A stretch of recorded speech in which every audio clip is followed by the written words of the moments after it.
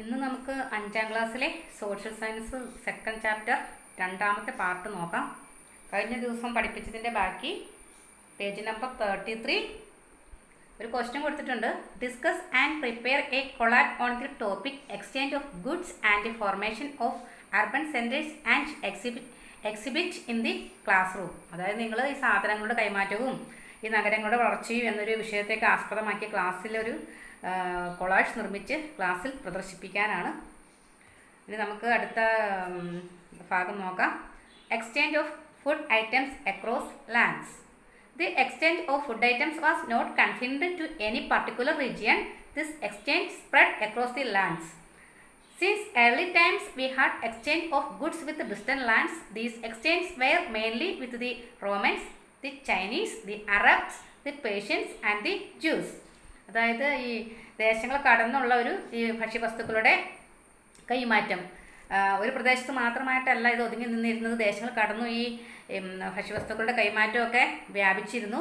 പ്രാചീന കാലം മുതൽ തന്നെ നമ്മുടെ നാടിന് വിദൂര ദേശങ്ങളുമായി ബന്ധമുണ്ടായിരുന്നു. റോമാക്കാർ, ചൈനക്കാർ, അറബികൾ, പേർഷ്യക്കാർ, ജൂതർ എന്നിവരുമായിട്ടാണ് പ്രധാനമായിട്ടും ഈ ഭക്ഷ്യവസ്തുക്കളും മറ്റ് സാധനങ്ങളും എല്ലാം കൈമാറ്റം ചെയ്തിരുന്നത്. Identify the spices in the picture and write a short note on them. അതായത് ചിത്രത്തിൽ കാണുന്ന ഈ സുഗന്ധവ്യഞ്ജനങ്ങൾ സ്പൈസസ് ഒക്കെ തിരിച്ചറിഞ്ഞിട്ട് അവ ഓരോന്നിനെയും കുറിച്ചൊരു ഷോർട്ട് നോട്ട് തയ്യാറാക്കണം. എന്തൊക്കെയാണ്?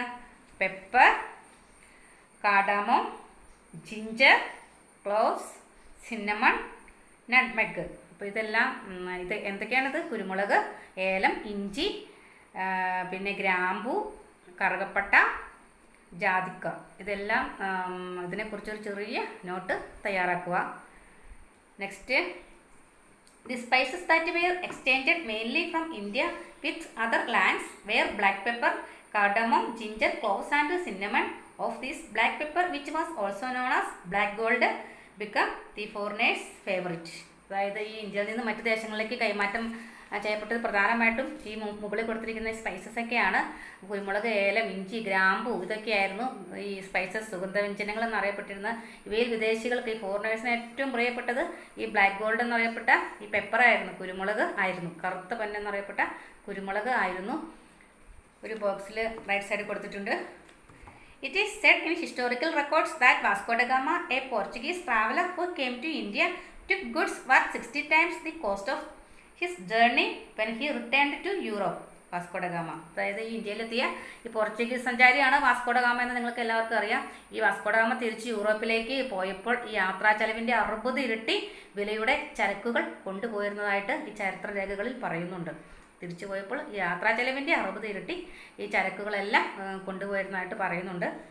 അതിലൊരു question, find out the spices that are cultivated in your region. നിങ്ങളുടെ റീജിയണിൽ, നിങ്ങളുടെ പ്രദേശത്തൊക്കെ എന്തൊക്കെ സ്പൈസസ് ഒക്കെ, എന്തൊക്കെ സുഗന്ധവ്യഞ്ജനങ്ങൾ കൃഷി ചെയ്യുന്നുണ്ട് എന്നുള്ളത് നിങ്ങൾ കണ്ടുപിടിക്കുക. മുതിർന്ന ആളുകളോടൊക്കെ ചോദിക്കുക നിങ്ങളുടെ പ്രദേശങ്ങളിൽ എന്തെങ്കിലും സ്പൈസസ് കൃഷി ചെയ്യുന്നുണ്ടോ എന്ന്. അതായത് ഇഞ്ചി, മഞ്ഞൾ, കുരുമുളക് അങ്ങനെയുള്ള സ്പൈസസ്. നമ്മുടെ പ്രദേശം എന്ന് പറയുന്നത് ഇടുക്കി ജില്ലയൊക്കെ ആണെങ്കിൽ അത്യാവശ്യം എല്ലാ സ്പൈസസും കൃഷി ചെയ്യുന്നുണ്ടാവും. മറ്റു ജില്ലകളിലൊക്കെ കുരുമുളക്, ഇഞ്ചി, മഞ്ഞൾ അങ്ങനെയൊക്കെയുള്ള സ്പൈസസേ ഉണ്ടാവുകയുള്ളൂ. അതൊക്കെ ചോദിച്ച് അറിയുക. Next, it was the expansion of trade that led to exchange of food items between distant lands. The pictures of some of the food items that became popular in India as a result of such exchange are given below. അതായത് ഈ ട്രേഡിൻ്റെ expansion എന്ന് പറഞ്ഞാൽ എന്താണ്? ഈ വ്യാപാരത്തിന്, അതായത് കച്ചവടത്തിൻ്റെ വ്യാപനം പിൽക്കാലത്ത് പിന്നീട് വിദൂര ദേശങ്ങൾ തമ്മിലുള്ള ഈ ഫുഡ് ഐറ്റംസിൻ്റെയൊക്കെ ഈ കൈമാറ്റത്തിലേക്ക് നയിക്കുവാൻ കാരണം എന്തായിരുന്നു? എക്സ്പാൻഷൻ ഓഫ് ട്രേഡ് അഥവാ കച്ചവടത്തിൻ്റെ വ്യാപനമാണ് ഈ പിൽക്കാലത്ത് ഈ ഡിസ്റ്റൻ്റ് ലാൻഡ്സ്, വിദൂര ദേശങ്ങൾ തമ്മിലുള്ള ഈ ഫുഡ് ഐറ്റംസ് അഥവാ ഈ ഭക്ഷ്യവസ്തുക്കളുടെ കൈമാറ്റത്തിലേക്ക് നയിച്ചത്. അപ്പോൾ ഇത്തരം കൈമാറ്റങ്ങളുടെ ഫലമായിട്ട് ഇന്ത്യയിൽ പ്രചാരത്തിൽ ചില ഭക്ഷ്യവിഭവങ്ങളൊക്കെ നിലയിൽ വന്നു. അതിൻ്റെ ചിത്രങ്ങളാണ് ചുവടെ നൽകിയിരിക്കുന്നത്. ഗുവ, പപ്പായ, പൈനാപ്പിൾ, കാഷ്യൂനട്ട്, ടാപ്പിയോക്ക, പൊട്ടാറ്റോ. അപ്പോൾ കച്ചവടം, അതായത് വിദൂരദേശങ്ങൾ തമ്മിലുള്ള കച്ചവടത്തിൻ്റെ ഫലമായിട്ട് ഈ മറ്റു പല രാജ്യങ്ങളിൽ നിന്നും നമ്മുടെ രാജ്യത്തേക്ക് വന്ന കുറച്ച് ഭക്ഷ്യവിഭവങ്ങൾ, ഫുഡ് ഐറ്റംസാണ് ഈ പിക്ചറിൽ കൊടുത്തിരിക്കുന്നത്. പേരയ്ക്ക, പപ്പായ, പൈനാപ്പിൾ, കശുമാങ്ങ, കപ്പ, പൊട്ടാറ്റോ. കപ്പ, മരച്ചീനി, പൊട്ടാറ്റോ, ഉരുളക്കിഴങ്ങ്. അപ്പോൾ ഇതൊക്കെ ഏത് സ്ഥലങ്ങളിൽ നിന്നാണ് വന്നിരിക്കുന്നതെന്ന് നിങ്ങൾ ഐഡൻറ്റിഫൈ ചെയ്യണം. Are your familiar with all the food items shown in the picture? Do these food items have their origin in our land? Find out. അതായത് ഈ പിക്ചറിൽ കാണുന്ന, ചിത്രത്തിൽ കാണുന്ന എല്ലാ ഭക്ഷ്യ വിഭവങ്ങളും, എല്ലാ ഫുഡ് ഐറ്റംസും നിങ്ങൾക്ക് പരിചിതമായിട്ടുള്ളതാണ് അല്ലേ, ഫെമിലിയർ ആയിട്ടുള്ളതാണ്. അപ്പോൾ ഈ ഭക്ഷ്യ വിഭവങ്ങളുടെ ഉത്ഭവം, ഒറിജിൻ എന്ന് പറയുന്നത് നമ്മുടെ നാട്ടിൽ തന്നെയാണോ എന്ന് നിങ്ങൾ അന്വേഷിക്കുക. അതിൽ ഗുവ, പേരയ്ക്ക വന്നിരിക്കുന്നത് മെക്സിക്കോയിൽ നിന്നാണ്. പോർച്ചുഗീസുകാരാണ് ഇവിടെ അത് വ്യാപിപ്പിച്ചത്. പോർച്ചുഗീസുകാരാണ് ഇന്ത്യയിലേക്ക് അത് കൊണ്ടുവന്നത്. പപ്പായ മെക്സിക്കോയിൽ നിന്ന് തന്നെ.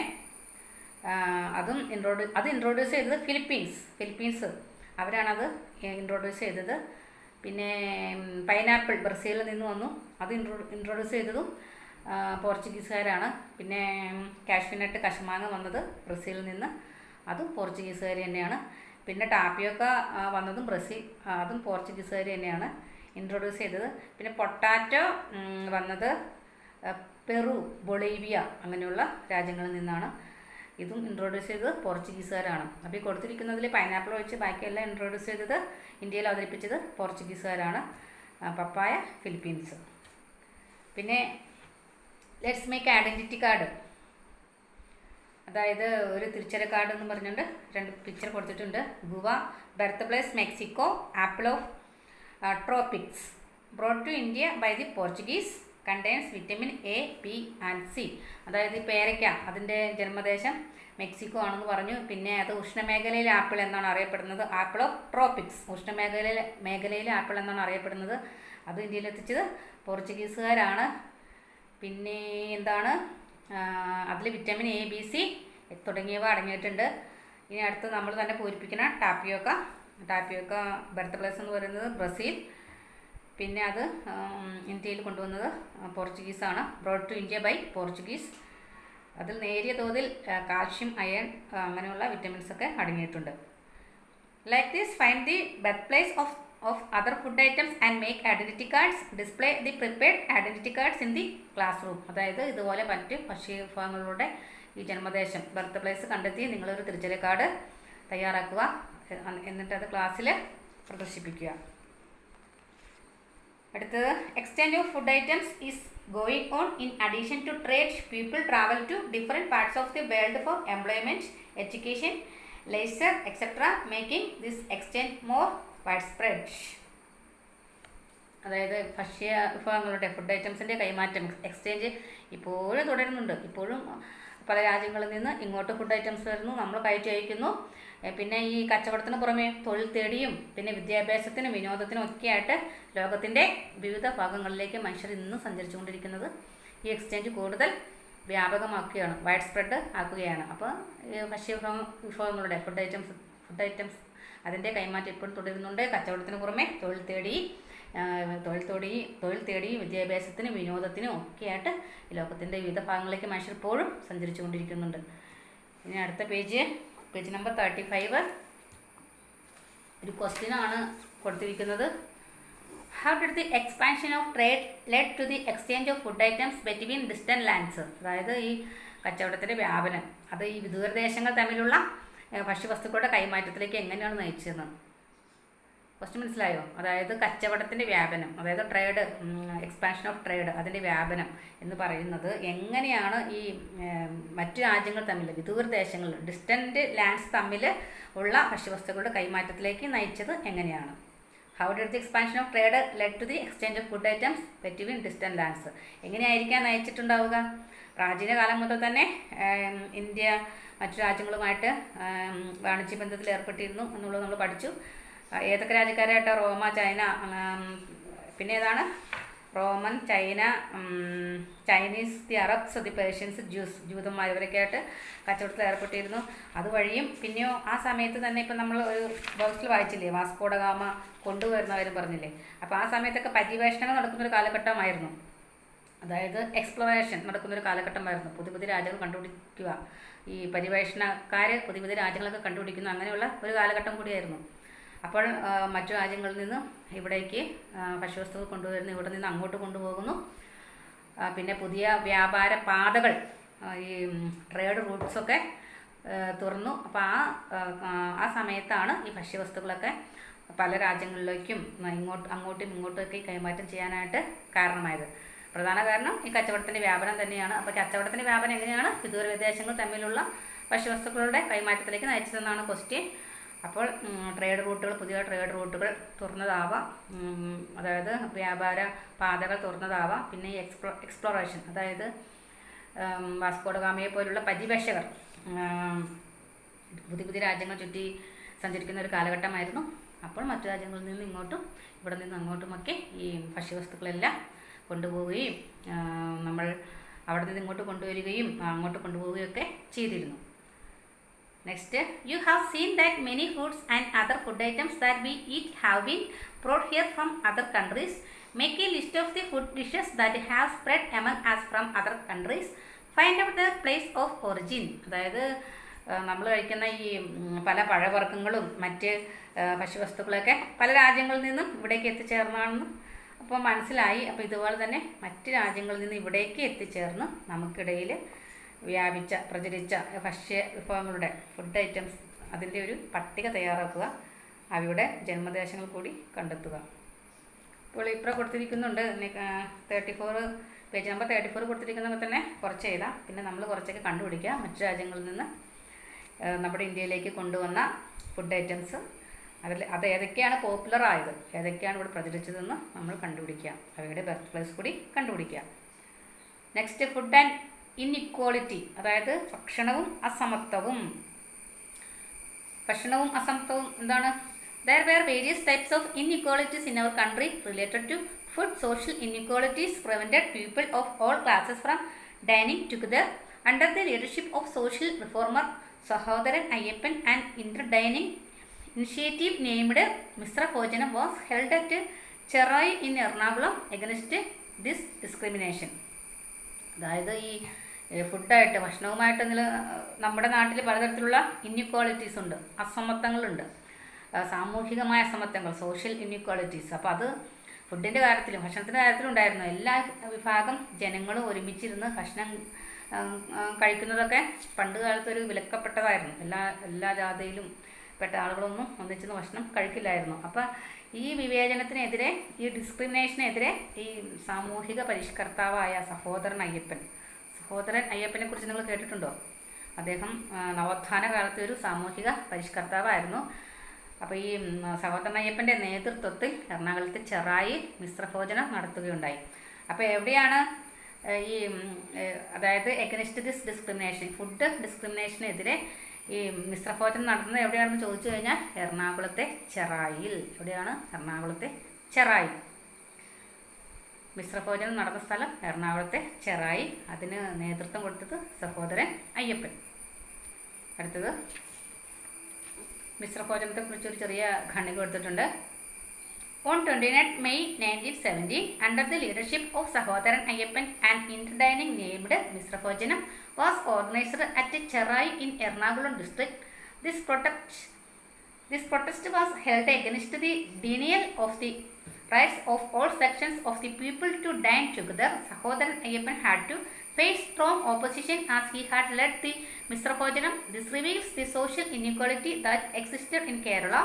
Caste system was the cause of this inequality. അതായത് ഈ 1917, ഇപ്പോൾ നമ്മൾ ആദ്യം പറഞ്ഞില്ല, 1917 ഈ വിവിധ ജാതിക്കാരെയെല്ലാം ഒന്നിച്ചിരുത്തി സഹോദരൻ അയ്യപ്പൻ്റെ നേതൃത്വത്തിൽ എറണാകുളം ജില്ലയിലെ ചെറായി എന്ന സ്ഥലത്ത് ഈ മിശ്രഭോജനം സംഘടിപ്പിച്ചത്. എല്ലാ വിഭാഗം ജനങ്ങൾക്കും ഒന്നിച്ചിരുന്ന് ഭക്ഷണം കഴിക്കുന്നതിനുള്ള അവകാശം ആ കാലത്ത് നിഷേധിക്കപ്പെട്ടിരുന്നു. അപ്പം അതിനെതിരെയാണ് ഈ സമരം നടന്നത്. മിശ്രഭോജനത്തിന് നേതൃത്വം കൊടുത്തത് സഹോദരൻ അയ്യപ്പനാണ്. അദ്ദേഹത്തിന് ഇതിനെതിരെ ഒരുപാട് എതിർപ്പുകൾ നേരിടേണ്ടി വന്നു. സമൂഹത്തിലെ ഉന്നത ജാതിക്കാരിൽ നിന്നും ഈ സവർണ മേധാവിത്വത്തിൽ നിന്നും അദ്ദേഹത്തിന് ഒരുപാട് എതിർപ്പുകളൊക്കെ നേരിടേണ്ടി വന്നു. കേരളത്തിൽ നിലനിന്നിരുന്ന സാമൂഹികമായ അസമത്വത്തെയാണ് ഇത് വെളിവാക്കുന്നത്.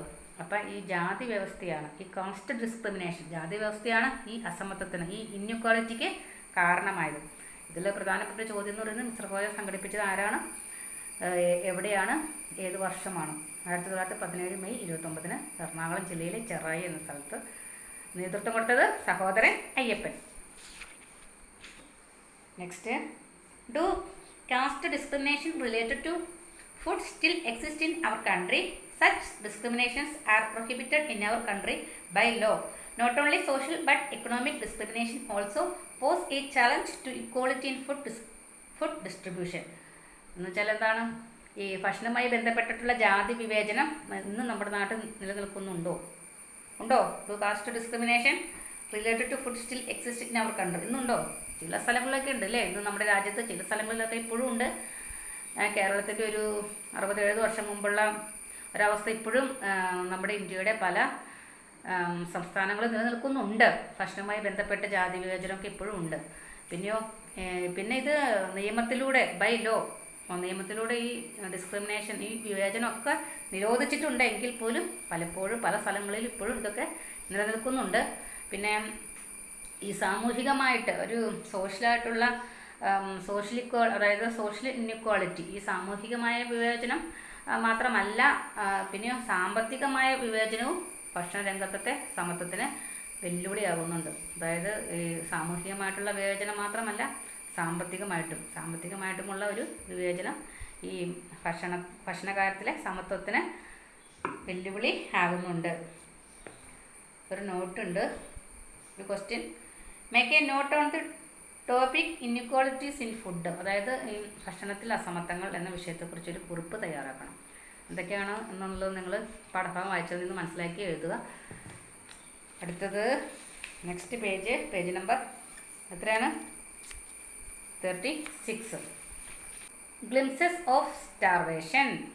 Observe these news headlines. അതായത് ഗ്ലിംസസ് ഓഫ് സ്റ്റാർവേഷൻ എന്ന് പറഞ്ഞാൽ പട്ടിണിയുടെ നേർക്കാഴ്ചകൾ. ഒബ്സർവ് ചെയ്യുക. ഈ കുറച്ച് ന്യൂസ് ഹെഡ്ലൈൻസ് കൊടുത്തിട്ടുണ്ട്, അത് നിരീക്ഷിക്കുക. എന്തൊക്കെയാണ്? Climate change report says that starvation in country will rise. Hungry children are crying. Heavy starvation in Syria. The war in Ukraine. Global food crisis to intensify. Severe drought. Millions of children starved in Somalia. What are the pieces of information you get from these news headlines? അതായത് ഈ വാർത്തകളിൽ നിന്ന്, ഈ കൊടുത്തിരിക്കുന്ന ഈ ഹെഡ്ലൈൻസിൽ നിന്ന്, news പേപ്പറുകളിലെ പത്രങ്ങളിലെ തലക്കെട്ടുകളാണിത്. ഇതിൽ നിന്ന് എന്തൊക്കെ വിവരങ്ങളാണ് നിങ്ങൾക്ക് മനസ്സിലാക്കാൻ കഴിയുന്നത്? Climate change report says that starvation in country will rice. അല്ലേ? അതായത് കാലാവസ്ഥാ വ്യതിയാനം രാജ്യത്തെ പട്ടിണി വർദ്ധിപ്പിക്കുന്നു. അപ്പോൾ എന്ത് മനസ്സിലാക്കാം? കാലാവസ്ഥാ വ്യതിയാനം മൂലവും രാജ്യങ്ങളിൽ പട്ടിണി ഉണ്ടാകാം. കാലാവസ്ഥാ വ്യതിയാനം എന്ന് പറഞ്ഞാൽ ചിലപ്പോൾ ഒരുപാട് കനത്ത മഴ പെയ്യും, ചിലപ്പോൾ മഴ ഉണ്ടാവില്ല, കടുത്ത വേനലായിരിക്കും. കടുത്ത വേനലിൽ ഈ അതായത് കാർഷിക രംഗം ആകപ്പാടെ താറുമാറാവും. കടുത്ത വേനൽ വന്നാലും കടുത്ത മഴ വന്നാലും ഇതെല്ലാം മിതമായിട്ടാണ് ലഭിക്കേണ്ടത്. പക്ഷേ കഴിഞ്ഞ വെക്കേഷൻ കാലത്ത് നിങ്ങൾക്ക് തന്നെ അറിയാം അല്ലേ? എന്തായിരുന്നു വെയിൽ, എന്തായിരുന്നു ചൂട്. അപ്പോൾ ഒരുപാട് കാർഷിക വിളകളൊക്കെ ഉണങ്ങിപ്പോയി. അപ്പോൾ അങ്ങനെ വരുമ്പോഴേ എന്ത് സംഭവിക്കാം? പട്ടിണി വരാം. കാരണം ഈ ഭക്ഷ്യവസ്തുക്കളൊക്കെ ഉണ്ടായാലല്ലേ നമുക്കും മറ്റുള്ളവർക്കെല്ലാം അത് കഴിക്കാൻ പറ്റുകയുള്ളൂ. ഈ ഉണങ്ങിപ്പോയി കഴിഞ്ഞാൽ പിന്നെ എന്ത് ചെയ്യും? അപ്പോൾ ക്ലൈമറ്റ് ചേഞ്ച് ഈ പട്ടിണി, അതായത് സ്റ്റാർവേഷനെ ബാധിക്കും. പിന്നെ എന്താണ്?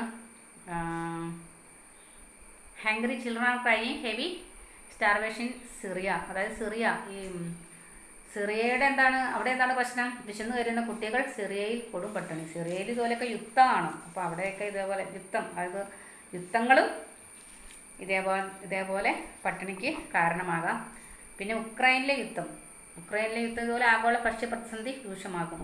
ഉക്രൈൻ എന്നുള്ള സ്ഥലം, അവിടെ യുക്രൈനും റഷ്യയും തമ്മിലുള്ള യുദ്ധം ഇപ്പോഴും നടന്നുകൊണ്ടിരിക്കുകയാണ്. അപ്പോൾ യുദ്ധം വരുമ്പോഴും എന്ത് സംഭവിക്കാം? എല്ലാം സാമ്പത്തികാവസ്ഥ എല്ലാം ആകെ താറുമാറാകും. അപ്പോഴും പട്ടിണി വരും. പിന്നെ എന്താണ്? സൊമാലിയയിലെ കാര്യമാണ്. സിവിയർ ഡ്രോട്ട്, അതായത് ഒരുപാട് അതിരൂക്ഷമായ വരൾച്ച വന്നപ്പോൾ സൊമാലിയയിലും ഇതുപോലെ ലക്ഷക്കണക്കിന് കുട്ടികൾക്ക് ഭക്ഷണമില്ല. അപ്പോൾ ഇതെല്ലാം ഈ വരൾച്ച എന്നൊക്കെ പറയുന്നത് ഈ ക്ലൈമറ്റ് ചേഞ്ചിൽ വരുന്നതാണ്, കാലാവസ്ഥാ വ്യതിയാനത്തിൽ വരുന്നതാണ്. അപ്പോൾ എന്തൊക്കെയാണ്?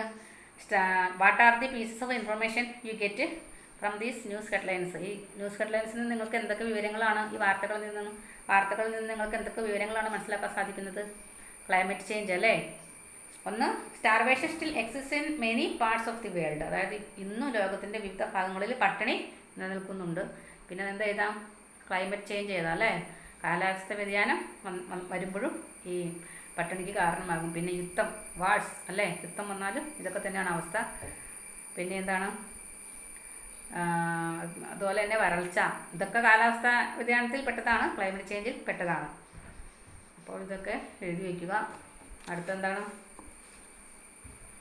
the food that is necessary to maintain health is the right of every human being, but there are thousands in many parts of the world without even a single meal to sustain life.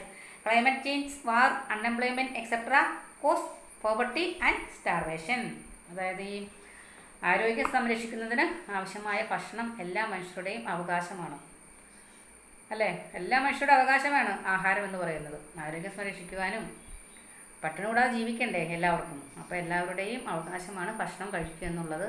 പിന്നെ ഒരു നേരം പോലും ആഹാരം കഴിക്കാനില്ലാത്ത ആയിരക്കണക്കിന് ആളുകൾ ലോകത്തിൻ്റെ പല ഭാഗങ്ങളിലുമുണ്ട്. ഈ കാലാവസ്ഥയിലുണ്ടാകുന്ന മാറ്റങ്ങൾ, യുദ്ധം, തൊഴിലില്ലായ്മ. അപ്പോൾ തൊഴിലില്ലായ്മ എല്ലാം ഒരു കാര്യം കൂടി ഉണ്ട്, അൺഎംപ്ലോയ്മെൻറ്റ്. നമുക്ക് ആ മുകളിലത്തെ ക്വസ്റ്റ്യനിൽ എഴുതാം. തൊഴിലില്ലായ്മയും പട്ടിണിക്ക് കാരണമാകും, അൺഎംപ്ലോയ്മെൻറ്റ്. അപ്പോൾ കാലാവസ്ഥയിലുണ്ടാകുന്ന മാറ്റങ്ങളും ഈ ക്ലൈമറ്റ് ചേഞ്ചും തൊഴിലില്ലായ്മയും അൺഎംപ്ലോയ്മെൻറ്റും എല്ലാം ഈ ദാരിദ്ര്യത്തിനും പട്ടിണിക്കും കാരണമാകാം. Climate changes, war, unemployment etcetera cause poverty and starvation. അതായത് ഈ ദാരിദ്ര്യം പോവർട്ടിക്കും സ്റ്റാർവേഷനും പട്ടിണിക്കും കാരണമാകാം. നെക്സ്റ്റ് ബോക്സ് കൊടുത്തിരിക്കുന്നത് വായിക്കാം. Famine in Bengal. Excessive economic exploitation during the British period in India led to famine and consequently many people died.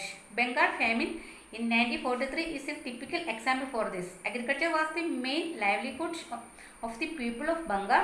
Paddy fields were extensively destroyed as a result of the heavy storm on the Bengal coast. Subsequently, there occurred a food crisis in Bengal. About 30 lakh people died of starvation during this famine. അതായത് ബംഗാളിലെ ഭക്ഷ്യക്ഷാമം, അതായത് ബംഗാളിലുണ്ടായ ഭക്ഷ്യക്ഷാമത്തെക്കുറിച്ച് ഒരു ന്യൂസാണ് famine.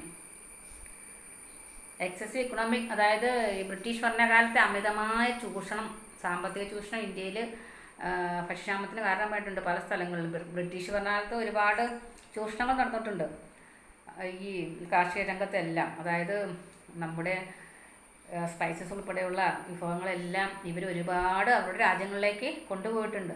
അപ്പോൾ അങ്ങനെ വന്നപ്പോഴും ഈ സാമ്പത്തികമായ ചൂഷണം എന്ന് പറയാം, അങ്ങനെ വന്നപ്പോഴും പിന്നെ എന്താണ് ഈ ഭക്ഷ്യക്ഷാമത്തിന് കാരണമായിട്ടുണ്ട്. പിന്നെ ഒരുപാട് പേര് മരണപ്പെട്ടിട്ടുണ്ട്. പിന്നെ എന്താണ് 1943 ബംഗാളിലൊരു ഭക്ഷ്യക്ഷാമം ഉണ്ടായി, ഒരു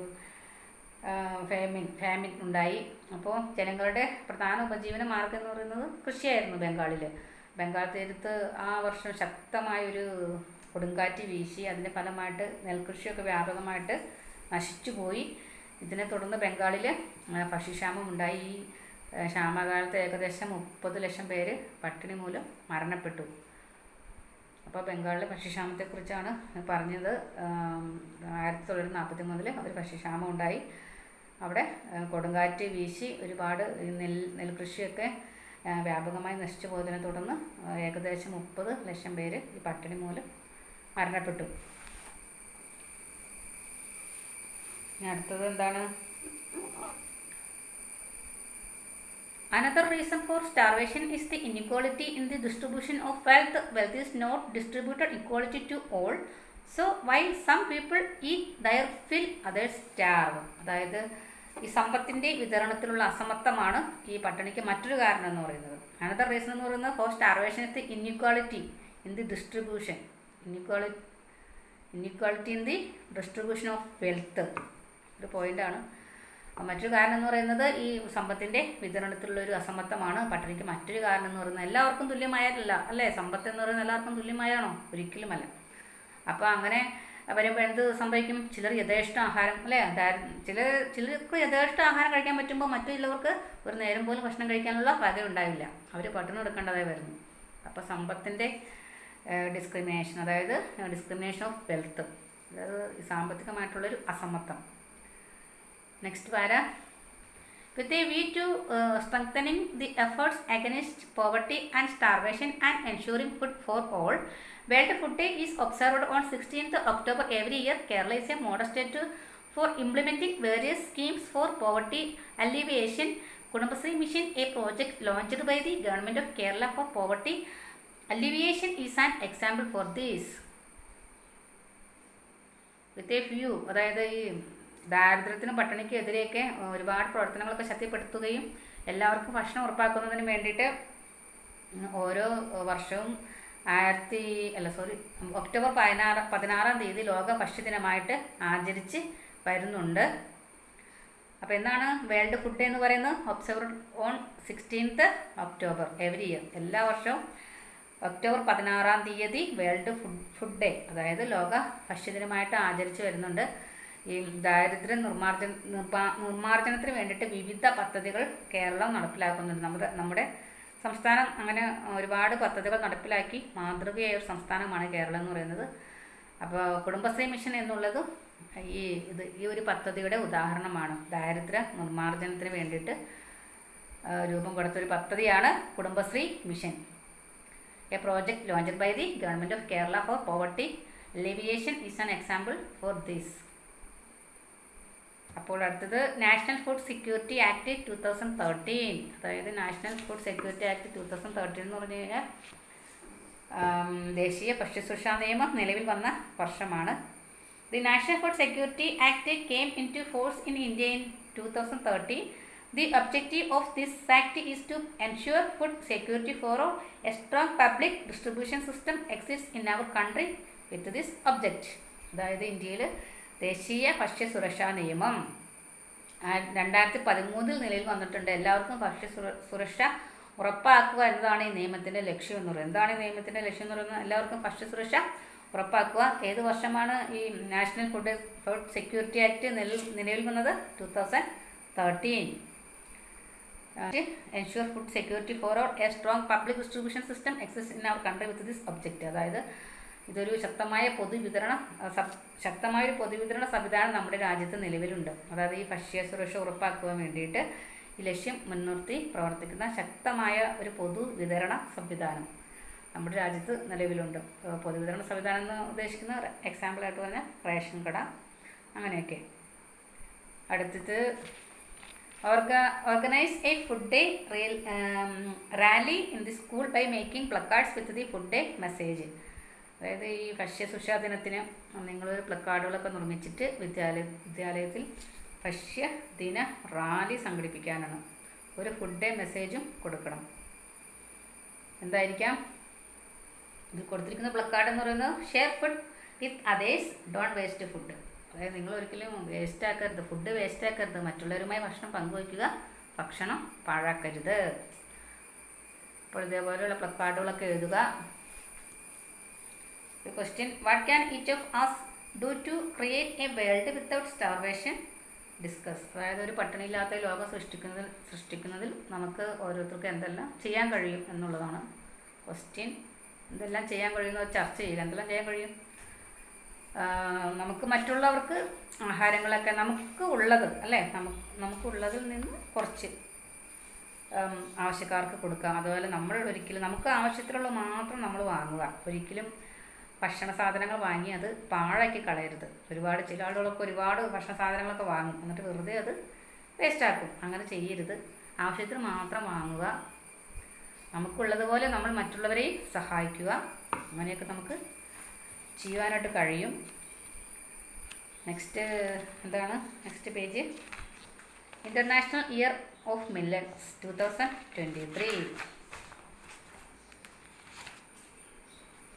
അതായത് കഴിഞ്ഞ വർഷം 2023 നമ്മുടെ UN അന്താരാഷ്ട്ര ചെറുധാന്യ വർഷമായിട്ട് ആചരിച്ചിരുന്നു. 2023 ഇൻ്റർനാഷണൽ ഇയർ ഓഫ് മില്ലറ്റ്സ് ആയിട്ട് കഴിഞ്ഞ വർഷം 2023 ആചരിച്ചിരുന്നു. 2023 has been selected as the International Year of Millets by the United Nations. The main objective of the International Year of Millets to promote the production and the consumption of millets. Millets are grassy crops from which cereals are produced.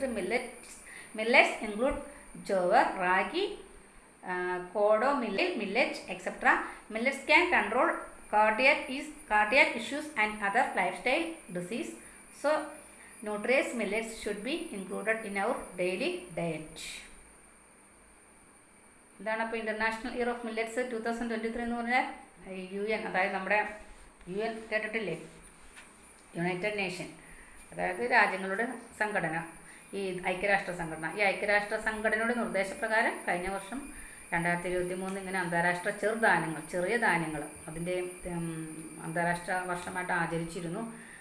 തിരഞ്ഞെടുക്കപ്പെട്ട ചെറുധാന്യങ്ങളുടെ ഉൽപ്പാദനവും ഉപഭോഗവും പ്രോത്സാഹിപ്പിക്കുവാൻ വേണ്ടിയിട്ട് ആയിരുന്നു കഴിഞ്ഞ വർഷം ഇങ്ങനെ ആചരിച്ചത്. പുല്ലുവർഗത്തിൽപ്പെടുന്ന ധാന്യവിളകളാണ് ഈ ജോവർ, റാഗി, പരക്, തിന അങ്ങനെയൊക്കെയുള്ള ധാന്യങ്ങൾ. ഇവ ചെറുധാന്യങ്ങളിൽ ഉൾപ്പെടുന്നു, അതായത് മില്ലറ്റ്സ് ചെറുധാന്യങ്ങളിൽ ഉൾപ്പെടുന്നു. ജോവർ, റാഗി, പരക്, തിന ഇത് ഹൃദയ സംബന്ധമായ പ്രശ്നങ്ങളുള്ളവരെയും മറ്റ് ജീവിതശൈലി രോഗങ്ങളെയും നിയന്ത്രിക്കാൻ സാധിക്കും. അതായത് ഹൃദയ സംബന്ധമായ അസുഖമുള്ളവർക്കും പിന്നെ ജീവിതശൈലി രോഗമുള്ളവർക്കൊക്കെ ഈ മില്ലറ്റ്സ്, ഈ ചെറുധാന്യങ്ങൾ കഴിച്ചു കഴിഞ്ഞാൽ ഇവയെല്ലാം നിയന്ത്രിക്കാനായിട്ട് കഴിയും. പിന്നെ അതിനാൽ പോഷകസമൃദ്ധമായ ഈ ചെറുധാന്യങ്ങൾ നമ്മുടെ ഭക്ഷണത്തിൽ നിത്യവും ഉൾപ്പെടുത്തണം.